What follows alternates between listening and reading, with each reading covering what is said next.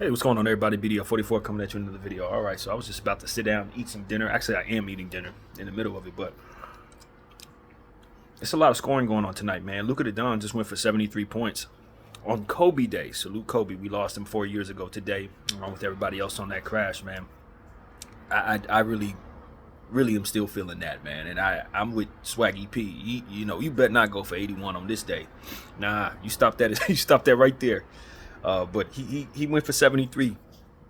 Fourth player to ever reach that plateau. Kobe, Wilt Chamberlain, David Robinson, I believe it was, and someone by the last name of Thompson, David Thompson. I'm not familiar. From the old school, man. But he's the fifth guy to do that, and I think it was worth mentioning for sure and congratulating him for certain on being one of the greatest players. And he did it in Atlanta, the team that drafted him and traded him for Trae Young. Yeah, he came back and gave y'all 73. Just phenomenal stuff, man. And he probably would have had more, but they started double teaming him and triple teaming him, and he was unselfish. He got some passes off to others. He wasn't trying to do too much. So you got to give him his credit, man. Definitely give him his credit. And also Devin Booker for 63. He lost to the Pacers, though. But 63 points tonight. He had like 30 points in the first quarter, 53 at the half.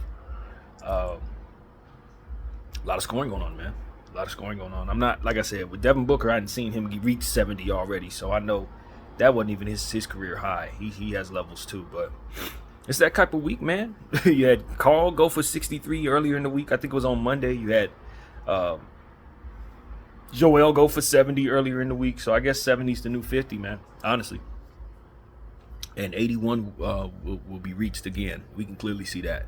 100 may be reached again. That's becoming obvious now that we have players knocking on the door at these type of numbers, for which I don't think I've ever seen in my lifetime. Not like this. No, not like this. Then again, I don't think I've ever seen an offensive league like this. This is the highest offensive set of teams that I think I've ever seen.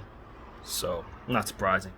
Not very surprising, man. That three ball is just, guys are getting better and better at shooting that, and you're going to have these type of nights. So, that's what it was, man. On the other hand, I got a chance to look at DeJounte Murray. He did not impress. I'm not going to lie to you. DeJounte didn't impress, man. Trying to lay the ball up over Derek Lively in the clutch. He did some good things defensively, trying to trap Luka. I think he did a great job on that, and that's what you hire him for, to play defense. I thought he actually showed me more on the defensive end than he did offensively, but missing an and one layup that I know D'Lo would have hit, and that's exactly what he's going to be in for if he gets traded here, bro. You can't be doing stuff wrong that D'Lo would have did right on a good night, because people they're gonna give you hell for it.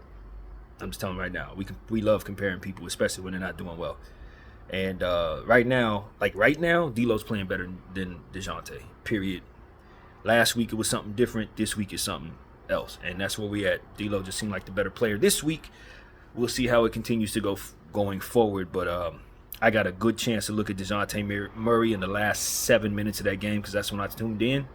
And he did hit a clutch three. They didn't call it a three. It was waved off or something like that, so I was paying attention to that. But some of the shot selection wasn't good. They were trying to force it to him to put him in positions to get clutch shots, trying to keep his trade value high. I think that kind of played to the detriment of the team. And a lot of that has to do with just the Hawks being the Hawks. I mean, they left him open.